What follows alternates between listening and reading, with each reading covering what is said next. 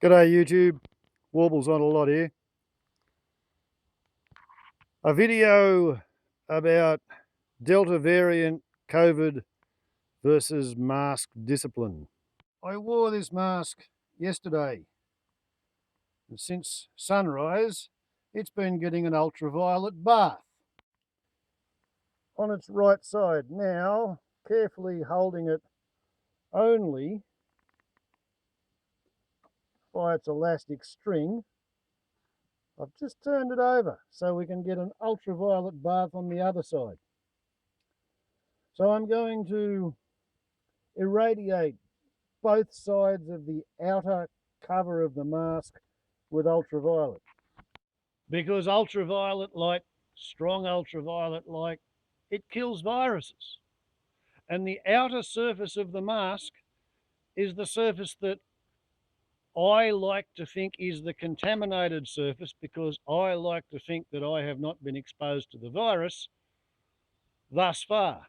Therefore, while I went to town, every time I breathed in, the external atmospheric air was getting sucked through the mask, and if there were any viruses in the air, those viruses will be trapped on the outer surface of the mask.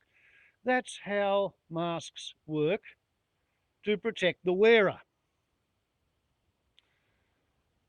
On the other hand, if I have already been exposed to the virus, if I'm incubating virus, if I'm shedding virus, if I am an asymptomatic carrier, then I wouldn't know that I'm sick, but I would still be breathing virus out. The mask is going to catch the virus on the inner surface. I don't think I've been exposed to the virus so far. Today's Sunday, and on Thursday I got my first shot of AstraZeneca vaccine. So at the moment, up until this point, and for maybe the next week, if I was exposed to the virus, I would probably feel sick, because 80% of people do. 20% don't. Once I've been double vaccinated in 3 months' time, if I encounter the virus, there's kind of a 95% chance that the virus will infect me.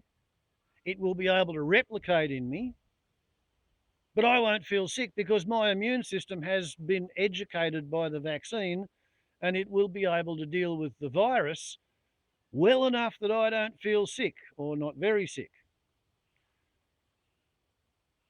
This phenomenon means that once you're vaccinated, you become a potential asymptomatic carrier. The vaccine doesn't give you the virus. The vaccine gives you the ability not to notice the virus. And that means that anybody who thinks that once they get vaccinated, then they can take their mask off and throw it away because they're immune, they've become a typhoid Mary. Once you're vaccinated, that means you probably won't feel that you're sick.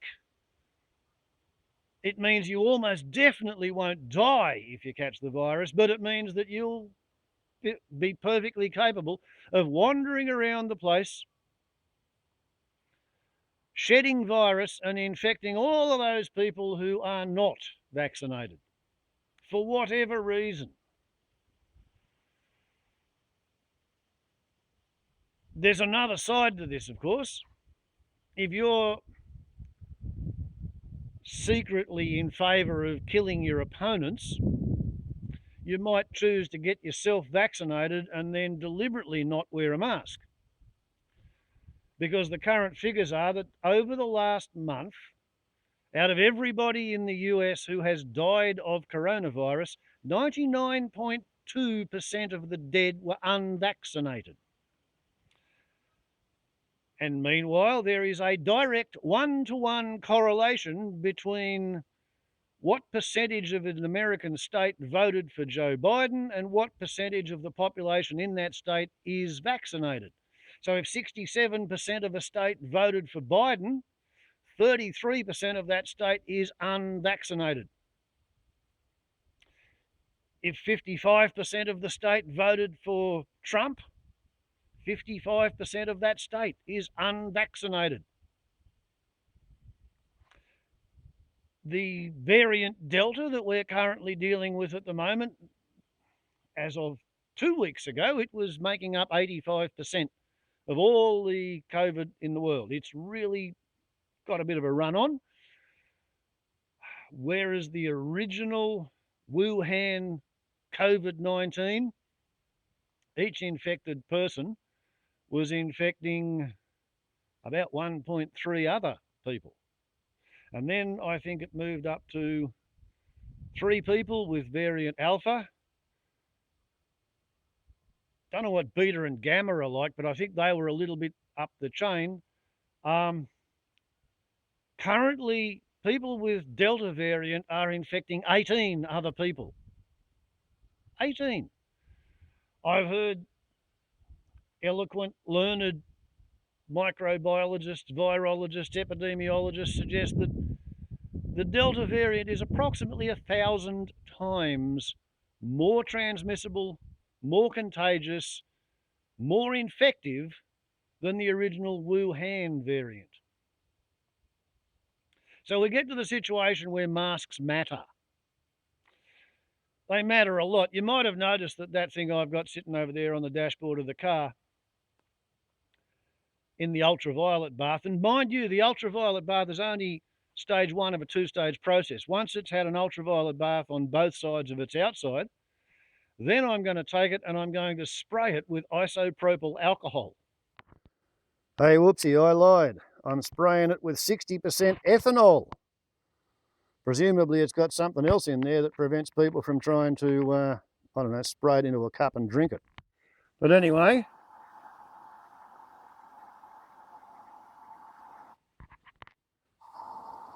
as you can see, I have turned it around. And the vagaries of high pressure aerodynamics means that I get a really good go at saturating the paper with the alcohol.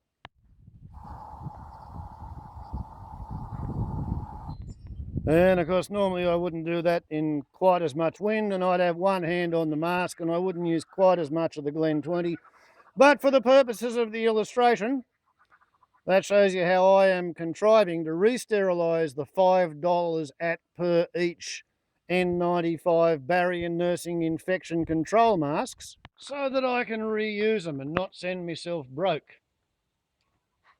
Which brings me to another point. Choice of mask. Why am I using $5 at per each N95 barrier nursing infection control masks? Well, that would be because... And we'll just move on to a different mask, which I wore, I think, for about a week every day before it fell off the dashboard of the car down into the footwell while I was driving up my driveway after I took it off my face while leaving a service station outbound from town for my place because I wanted to eat a chocolate bar. And it didn't occur to me that going up the hill with the mask on the dashboard put it in a position where it could fall onto the floor. So I'm probably not going to wear it again until I sort of have to recycle it. But I want you to pay attention to the way the edge of the mask is actually tailor-made to fit the human face. And it's got a piece of flexible, well, malleable wire across the bridge of the nose so that when I put it on, I can physically mold that wire to fit the shape of my nose and my face. And even though I've got a beard, it's got a pretty good fit.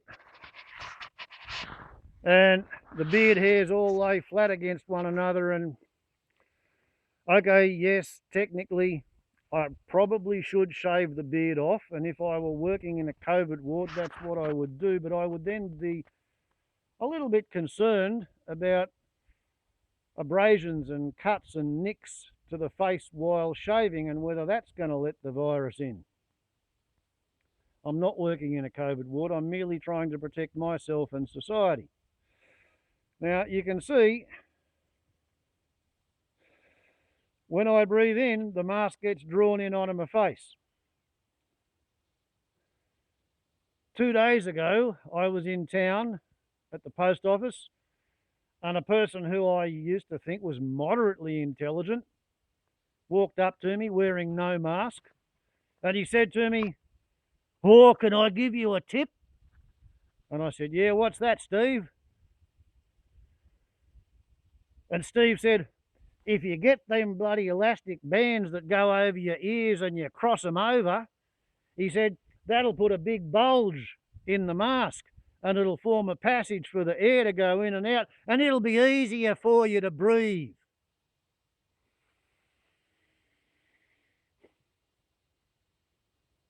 So that was the first person who got a lecture on mask discipline on Friday afternoon. Put me in a really shitty mood, it did, because Thursday I'd had the infection control jab, the vaccination. It meant that by Friday I felt exactly like I was coming down with the flu, but I didn't have a runny nose.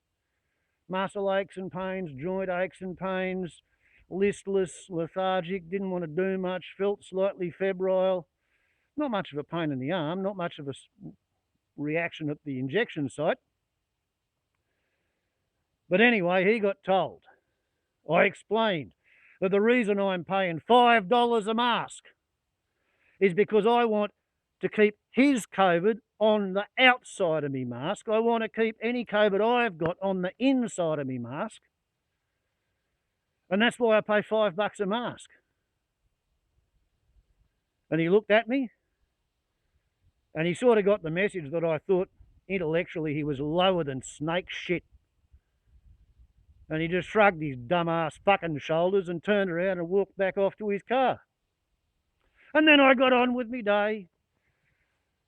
And I saw all these fucking idiots with their mask under their chin. I saw a whole bunch of fucking idiots with their mask under their nose. I saw a whole bunch of other fucking idiots, and what they were doing was touching their mask and playing with the fucking thing and itching and scratching and putting it on and pulling it off and putting it on and pulling it off, hanging it on one fucking ear. Because the bloody intellectual babies haven't got the personal discipline to put a mask on when they leave their house and don't fucking touch it until you get back into a safe area. And when you take it off, you only touch it by the back of the ears, because the whole front of the mask is assumed to be contaminated until after you have re-sterilised it. Or you very carefully put it into a plastic bag without touching the outside of the plastic bag with the mask, and you then close up the plastic bag and dispose of it, because it is contaminated waste unless and until you have re-sterilised it.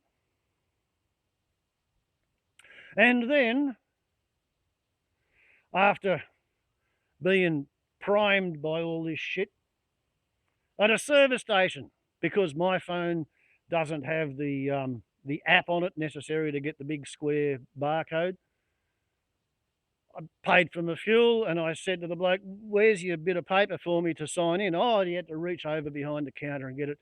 And as I signed it, I said, "You know, you really should put this on the desk between you and the customer, so that every customer who hasn't actually used their phone to log in on the app as they come in the door can see that there's the written register and they can sign it." And the bloke said to me, "Oh, well, some people, they refuse to sign it. They just walk out." And I looked at him, trying to think of what to say. And he said, "Because there's people who say you can get the virus from the vaccine too, you know." This is why he's a petroleum transfer engineer working at minimum wages in his 30s. Fucking nothing up top. And I pointed out to him that in that case, the correct manoeuvre is for him to pick up his bloody telephone and ring the police and tell them the registration plate number of the vehicle of the person who is on the video camera at the service station not signing the register. "Oh, you should. Oh, I'll have to remember that." And then I went to the stupor market, and they didn't have any register available as you walked in the door. They did the first day that was compulsory, I think the 12th of July. On the 12th of July, when I went in there to buy some bread, they had a table, they had their piece of paper, they had their pen. All you had to do was just sign your name, give a time and a date and a phone number. And they had some sanitizer there, so you could sanitize your hands before and after touching their pen. So I found the shop manager. I spoke to her about it, and she said, oh, yeah, I understand.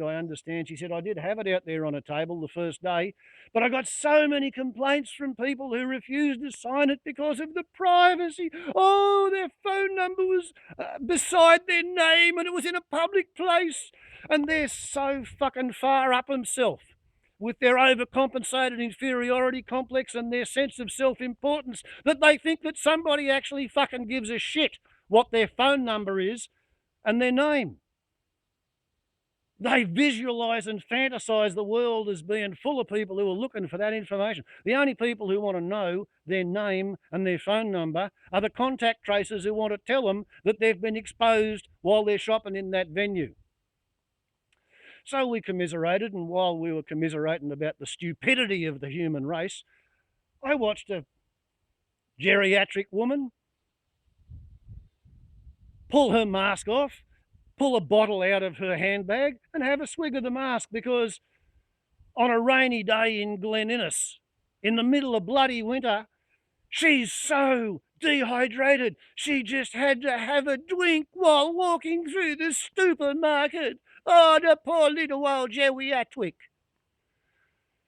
And I restrained myself from kicking her up the arse or doing anything else much about it, because at least she had the mask on most of the time, and she then put it back on.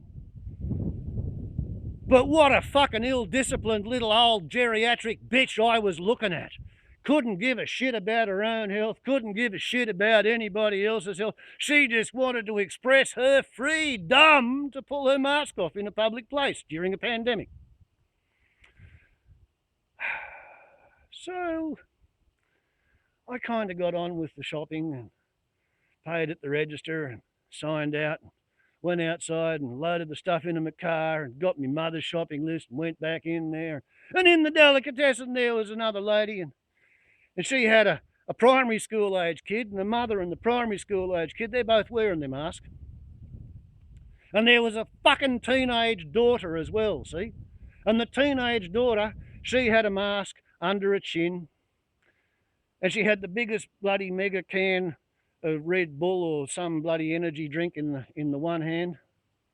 And I watched for 5 minutes while she swanned around, walking in figure eights and circles behind Mummy and the little sister in primary school. And Mummy and the little sister in primary school, they're still wearing their masks, but not the fucking teenager. And I restrained myself, and I restrained myself, and I restrained myself. And finally, the bloke in the deli counter come up to me and says, what do you want? And I said, I want 3 slices of dead pig for me mother, thanks. And he wrapped that up and he says, is there anything else I can do for you? And I said, yes. He said, what's that? And I said, you can ring the police on that kid over there. And he said, what? Why? So I very quietly, politely, well-manneredly explained to him that the kid had spent 5 minutes not actually drinking out of the can with a mask under her chin, because she's attention seeking and she's limit testing. And she's enjoying her victory over society's rule makers. And he looked dark and he scowled and he muttered and he went back in the general direction of them, and I threw my mother's dead pig in the shopping trolley and I went for a walk, and I thought that I'd got that sorted. And another 10 minutes later, when I'd done the old girl shopping, I'm approaching the cash register, and here's Mummy and the little kid, both still wearing their mask, and here's the same fucking teenager with the same mask under the chin and the same can of soft drink, and she's still not actually drinking the drink, and it's 15 minutes. So I approached the mother and I said, excuse me, and she says, yes. I said, look, I don't want to be nasty or anything, I just want to tell you that next time I see your kid with the mask under the chin like that, I am going to immediately ring the police. And Mummy looked at me and she said, what? And I said, 15 minutes ago, your daughter was at the bloody delicatessen and I watched her for 5 minutes, not drinking, whole time mask under the chin. It's 10 minutes further down the track. She still hasn't finished having a drink. the mask is still under her chin. I didn't get to say any more. The mother wheeled round to the kids and said, "You put that bloody thing on." I said, "Thank you." And I wandered on. So at the moment, the way I've been seeing it, probably 30% of the people who are wearing masks are doing so recalcitrantly. When I was getting my bloody jab of AstraZeneca, there was an old cowcocky or a sheep warrior or some kind of a farmer in there with me, and after they jab you, they make you sit in a back room for 5 or 10 minutes to make sure you're not going to have an anaphylactic reaction and go flat on them. And he was wearing a mask, but he wasn't wearing one of these N95 mega safe masks or its equivalent. Oh no, Farmer Fred, he was wearing something like that. Something like that being a rectangular triple pleated surgical mask. And the surgical mask, yes, it too, in the top edge, has a strip of metal. And when putting them on, one is expected first to open the pleats and then to push it down and try and get it to conform to the shape of your face. However, you wind up with a bit of a gap around here and a bit of a gap around here. So it's not horribly patent. It doesn't do a really good job. That's because this style of thing is a surgical mask. It's not an infection control mask. It's to stop surgeons from dribbling snot into the wounds of their patients while operating. That's what it's for. It's not supposed to contain airborne viral infection, not like a proper N95 mask. But of course, Farmer Fred, his spoken position was that he didn't think any mask was any kind of a thing worth having, doing, wearing, or paying attention to. And to express his recalcitrance and his ignorant, arrogant non-compliance, he wasn't even bothering to bend this bloody thing over the top of his face and give the mask its best chance to do as good a job as it could. Now, I'll admit, he wasn't pulling the North Ryde Mental Association's half-assed fucking mechanics Christian blowhole scam with the crossed elastic bands. No, he wasn't quite that bad.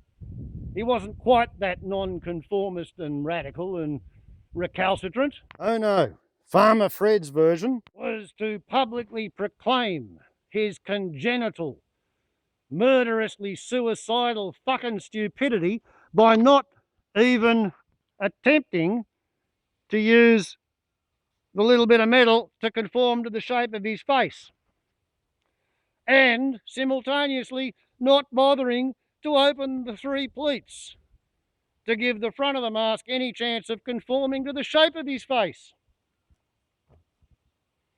And at the moment,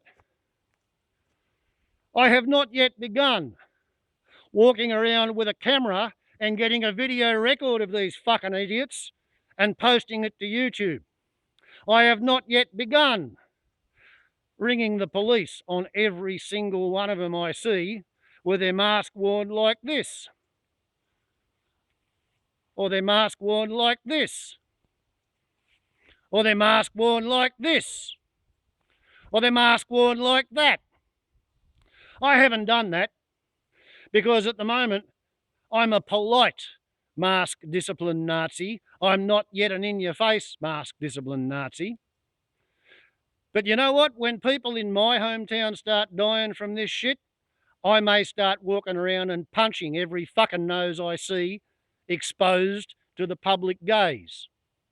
Not saying I will, because I'm a pacifist and a vegetarian, and I think violence is the last refuge of the incompetent, and that's why I'm making this video, just to let all of you people who genuinely do not know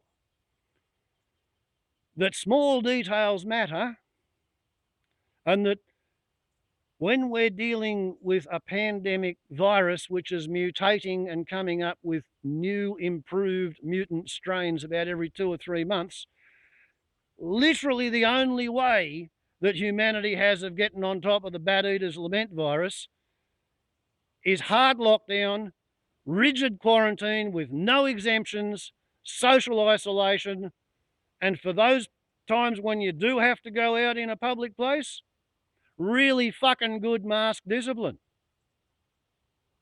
Because unless your goal is to do the opposite of decimate the human race, because decimation means to only kill 1 in 10 for failing to pay their taxes.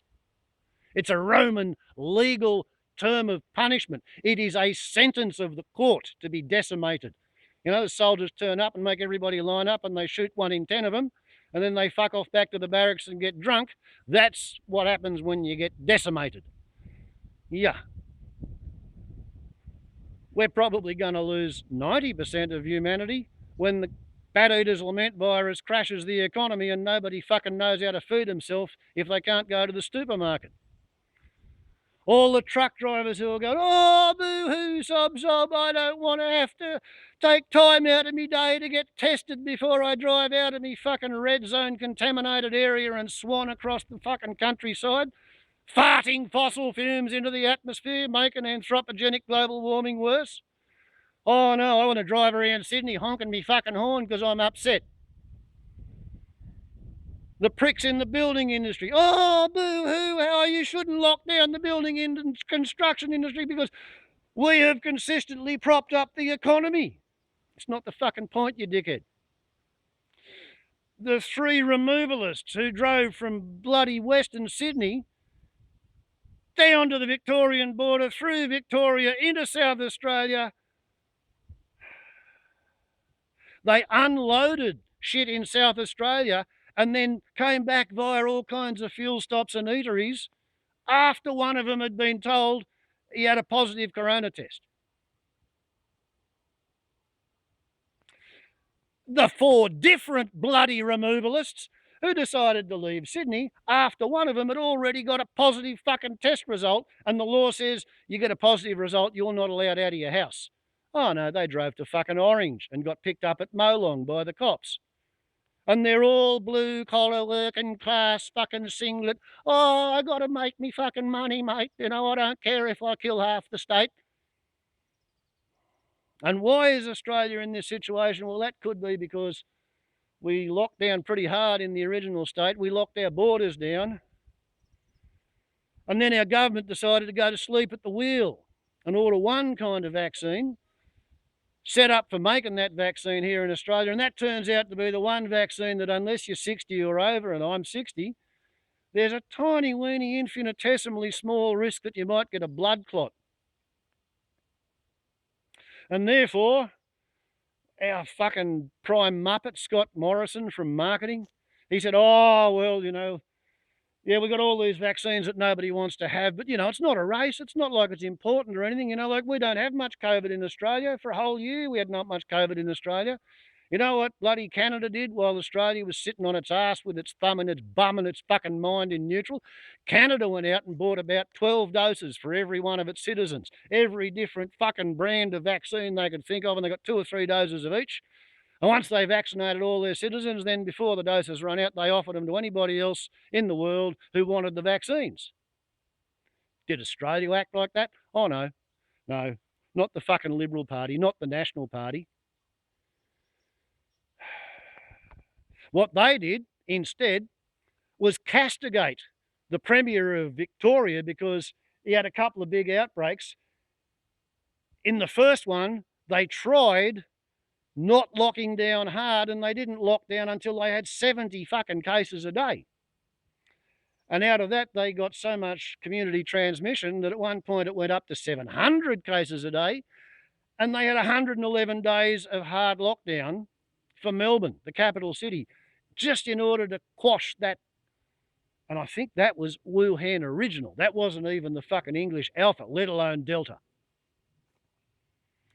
So while I was still dealing with easy to quash brands of COVID, The federal Liberal government did everything it could to shit on any of the Labor state governments who tried to do something serious about corona. And they held up my state premier, Gladys Berejiklian, as being gold-plated Gladys, because New South Wales' track and tracing system is so fucking brilliant that we don't need the lockdown. Yeah, but our private enterprise lowest bid tender contract system, which got private limousine and hire car drivers to be transporting cargo aircraft crews from the Sydney airport to their quarantine hotel. Well, the fucking idiots who run those businesses, they apparently watch Fox News and Sky Spews, and they had the idea that they're working class fucking blue collar football warriors. They wouldn't show up to work if they had to wear a mask. They wouldn't show up to work if they had to be vaccinated. And as I've pointed out, being vaccinated doesn't stop you from getting the virus. It doesn't stop you from taking it home. Being vaccinated doesn't stop you from shedding virus all through your community. What might stop you is wearing protective personal equipment and wearing it properly and taking it seriously. So the unvaccinated hire car driver who wasn't wearing a fucking mask, what did he do? He gave Delta variant to the suburb of Bondi. And the people in Bondi tend to have a better, higher educational standard than the people in Fairfield. So when Bondi got told, yeah, there's Delta variant loose in Bondi, they all went to get tested and they all took the lockdown fairly seriously. When it got into the western suburbs, there was a level of recalcitrance and reluctance to take it all seriously. And they decided to look for whatever fucking loophole they could in the lockdown regulations, recommendations, whatever they bloody are. So when people were told, don't go and talk to anybody but your family. Oh, well, you know, we got 57 uncles and aunties and grandparents and brothers-in-laws and cousins, and we all live in the suburb of Fairfield, so we don't have to worry about it. We can just fucking swan around and have coffee at each other's houses because we're ethnics. We're ethnic minorities.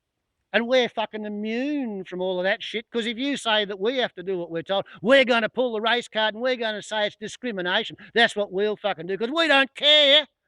That's what they were saying at the protest on camera, broadcast across Australia yesterday. We're from Fairfield and we don't fucking care. We just want our human rights back. In a pandemic emergency, you don't fucking have any human rights. Let that one sink in. In a pandemic emergency, if you are thought to be contagious, you have every right to be locked up, concentrated with other people who are thought to be contagious. And if you are recalcitrant and reluctant to obey the rules, I think we should get some of those fucking infected truck drivers who knew that they were dragging the virus all over the place and throw them in with the fucking dickheads who don't want to wear a mask and the people who can't be bothered social distancing. And we should tell them to fucking nurse themselves with crystal therapy and Reiki or whatever other counterfactual fucking bullshit they think means that they don't need to pay attention to mask discipline. But I'm a bit of a hard ass, and like I said, since I've had the vaccine, I've been in a cranky mood. Don't know why challenging my immune system has put me in a cranky mood and given me a very low tolerance of fucking stupidity, but it has. Really low. And then, of course, there's another thing to be wary of. The $2.99 for a packet of 8 or something. Cosmetically, apparently compliant woodworker's dust mask, but with a single string, even if the elastic wasn't rooted. This is just fucking pointless. Not worth bothering about. As for all of those fabric masks, the reusable washable ones with filters in them, the ones like these,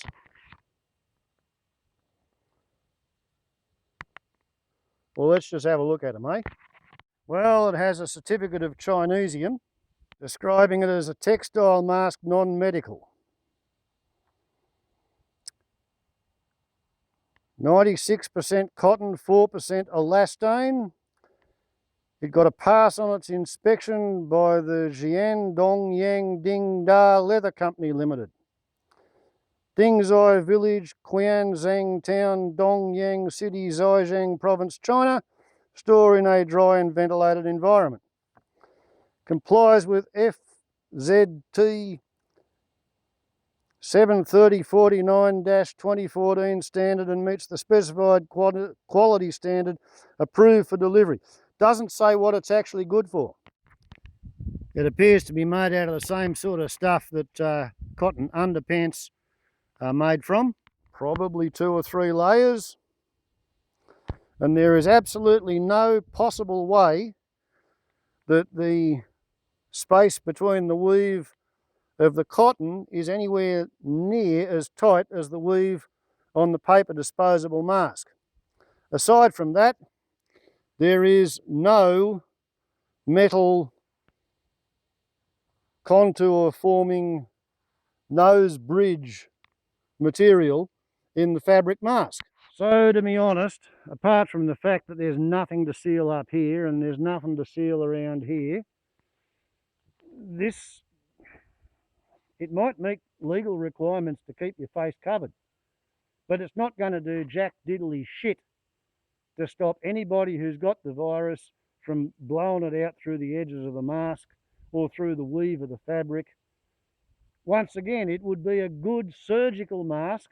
Perhaps if you take the ear straps and then tie a knot in them to shorten them, thus giving the thing some small chance of sealing around the edges of your face. But basically, something like this is almost a complete waste of time, and it's not going to stay comfortably in place.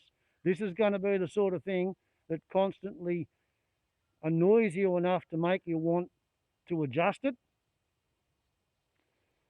Whereas when you're getting into any kind of a infectious environment, you just have to discipline yourself not to touch your mask, because the whole outside of it is deemed to be contagious. And yeah, this thing's up to shit. I can feel the air going up my eyebrows as I breathe out.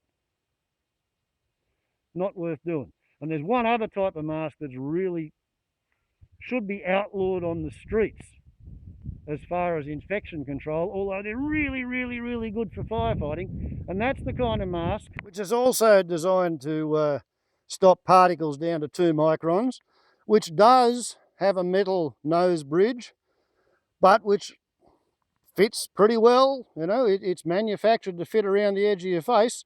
This one has got 1-year-old replacement elastics on it, because a year ago it was the only mask I had, and a year ago I was pretty confident that I had not been exposed to COVID. When I went shopping, I wanted to make sure I stayed unexposed to COVID. But these days, it could be pretty much anywhere. If you go to a service station, you could touch a pump handle, you could be breathing air that somebody's just secretly come from a hot spot and breathed out into the service station enclosure. So yeah, you really got to assume that you yourself may already be contaminated. And if you're already contaminated, then you don't want to be wearing any mask which has an exit valve, because the exit valve is designed to make it easy for a firefighter to breathe out without having condensed moisture from their breath build up in the mask and clog it and make a layer of mud on the outside. So you try to keep the mask material itself dry and blow your expired air out through the flutter valve. No good for viruses. Nonetheless, I'm seeing quite a few people getting around wearing an ash mask and P2 mask with a exit valve on the streets, and pretty much everybody just swans around doop-de-doop-de-doo. As long as their face is covered, it must be okay. Right? Well, no, not right. We're in the sort of situation where it's shit or get off the pot. Fish or cut bait. Stop wasting everybody's time, including your own, with half-assed measures that don't work. If you haven't got the sense of self-discipline required to wear a mask because you'd prefer not to die, or you'd prefer not to catch something and give it to people and make them die, then just lock yourself in your house and don't talk to anybody.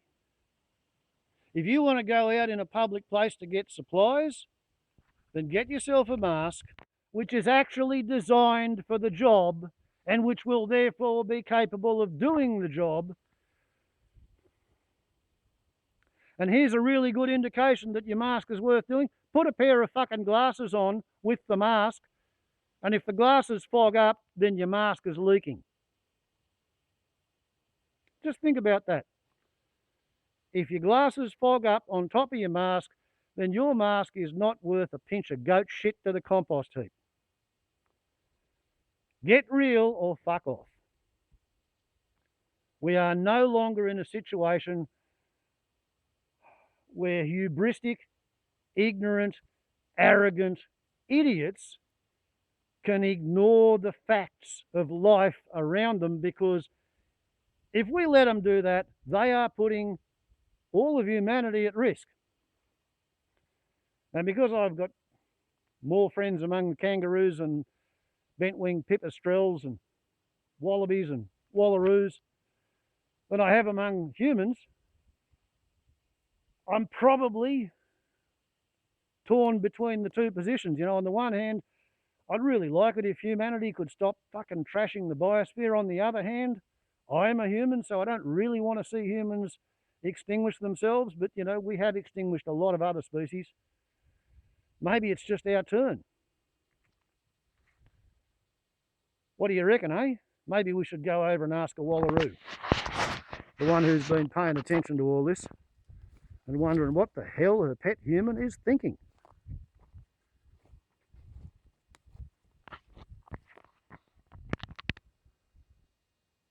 Hey? What do you think that I'm thinking about? Talking to myself like this, hey?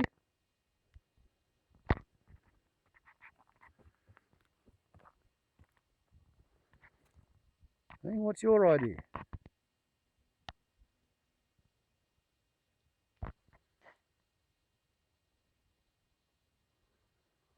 It's taken me 30 years for the Wallaroos to be that laid back in my presence. Yesterday, she even let me get about this close, wearing an orange helmet with a chainsaw with its engine running at this distance. And she's finally figured out that I'm pretty harmless. All right, she's just started to raise herself in case I get any closer. But 15 metres, yeah, that's not bad for a Wallaroo. Wallaroos have got absolutely 0% bullshit tolerance from humans. And I'm a human, and that is a Wallaroo doe. And she endorses everything I've said in this video. In the face of Delta variant COVID-19, mask discipline should be treated as a matter of life and death, because it probably will be. Maybe not with this variant, but there are other variants in the pipeline. The more people become infected, the more virus is replicating in their cells. What do we got going on here? Hey? Have you decided to stand up and pay attention? Hey, is the lecture getting interesting?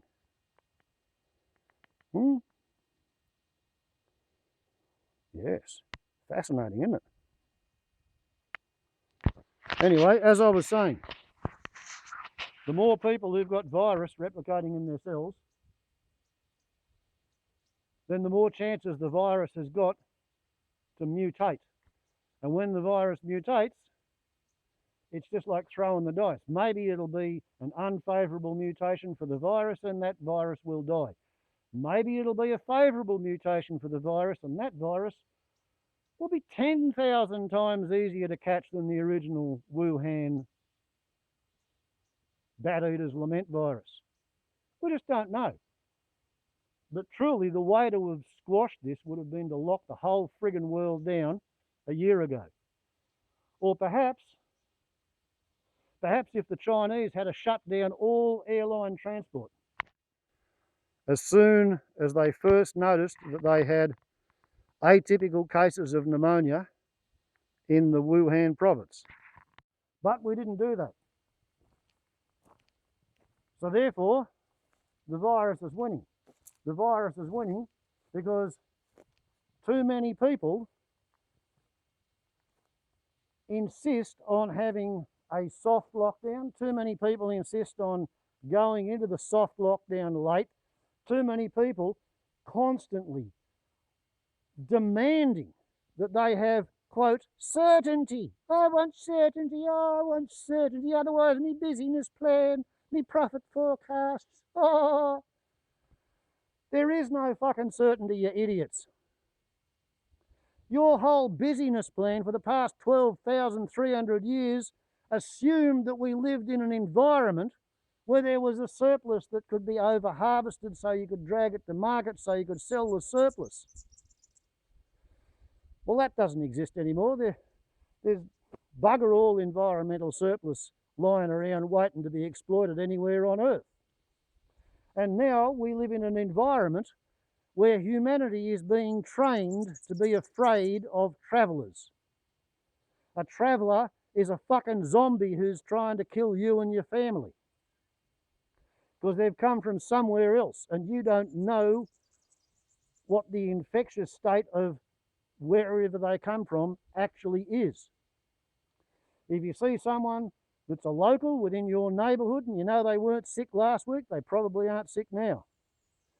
You see someone who comes from hundreds of miles away, let alone thousands of miles away, how the fuck do you know who they've been breathing with?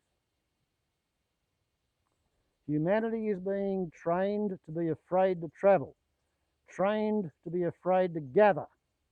And that means trade becomes restricted.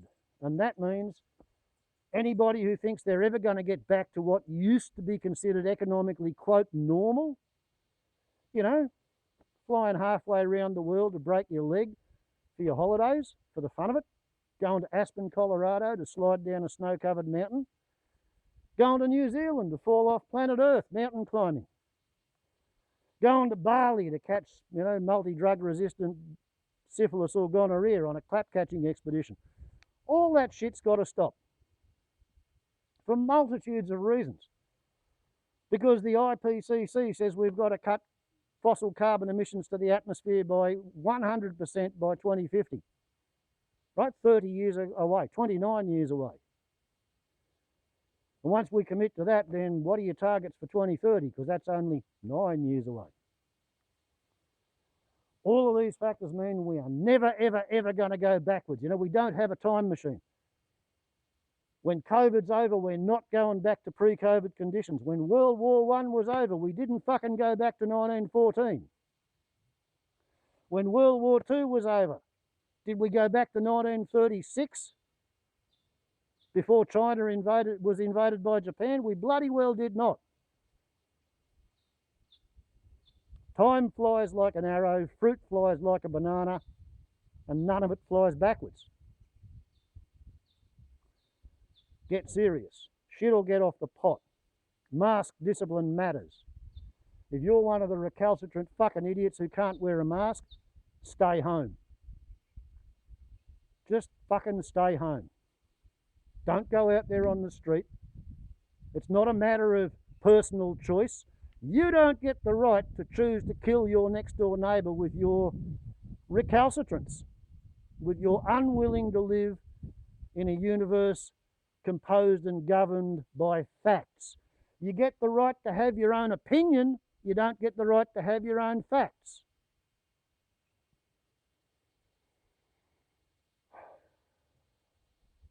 I think I might have covered everything that I wanted to say in this video, but I'm not sure.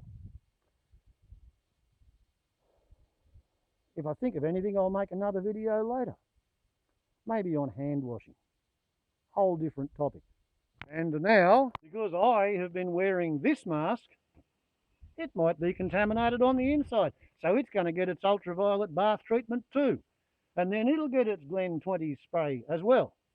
Because if you want to die of COVID, or if you want to kill your neighbours or your family, then you know what? You only have to fuck it up once. That's all. Just once. Just remember, don't use one of them. Don't use any of them. Don't expect them to be any good. Just go and find yourself somewhere that sells these things. I got mine at the Good Price Pharmacy in Armidale. Be prepared when the next variant comes out to be going into mask and goggles and gloves, because it's likely to be a whole lot more contagious. And you wouldn't want the delicate mucous membranes of your eyeballs to be exposed to the virus, now would you? And when you got gloves on, then the outside of the glove is also a contaminated field. So you're not allowed to touch yourself or anything that matters with the gloves either. Okay, so let's just assume before I do end this video that we move up to the next stage and you're going to be wearing goggles and gloves as well as mask. You go to the supermarket, you put all that shit on, you go to leave your vehicle and go into the supermarket. When you come back out with your groceries, how are you going to deal with your now contaminated PPE?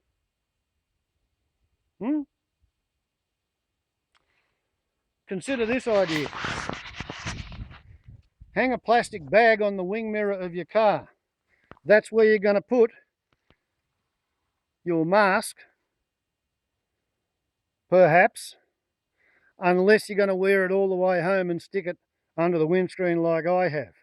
If you want to take your mask off before you get back in the car because you don't want to risk blowing virus off the outside of your mask onto the inside of your car, and that's a personal choice consideration, then yeah, have one of them already open on the outside of your car. So all you have to do is drop the mask into the bag, and then the outside of the bag should be clean. But we talked about gloves. You don't want to touch your mask with your contaminated gloves. So you're going to have another bag on the other side of your car to take your contaminated gloves. So the outside of the bag is clean, the inside of the bag is clean, until you strip the gloves off and drop the contaminated glove inside out into that bag. Then take the other glove off, turn it inside out as you're pulling it off, drop it inside the bag, and then you can contain the contaminated gloves in one bag, and you can wash them in soapy water and dry them out if you want to, ready for reuse. And then you can use your clean little hands that have come out of the clean inside of the glove to touch the back of the mask strings to take the mask off when you choose to do that. And you can have another bag on the other wing mirror to take your mask with the contaminated outside, or you can leave it on the dashboard of the car when you get home. See, you've still got some choices. Nobody really knows which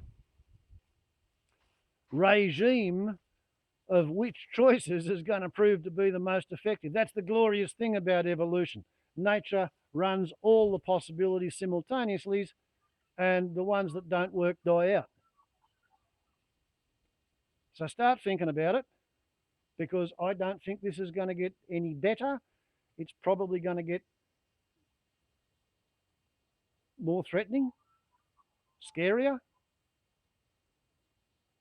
It's certainly an ongoing situation. Warbles on a lot to YouTube. COVID mask discipline, or hubristic, recalcitrant, ignorant snowflakes? Which side of that equation are you choosing to come down on? Ciao.